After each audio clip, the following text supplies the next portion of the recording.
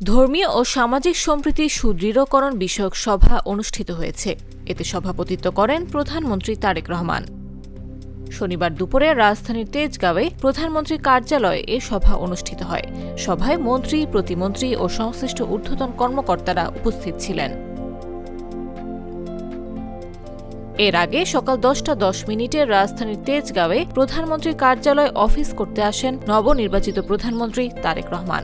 কার্যালয়ের মুখ্য সচিব ABM আব্দুস সাত্তার ও অতিরিক্ত প্রেস সচিব আতিকুর রহমান রুমন প্রধানমন্ত্রীকে স্বাগত জানান।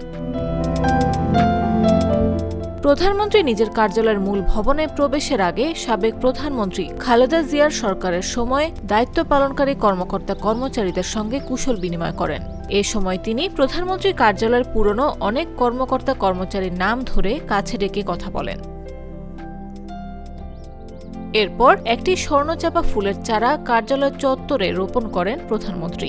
এছাড়া মহান আল্লাহর কাছে শুকরিয়া আদায় করে বিশেষ মোনাজাত করেন।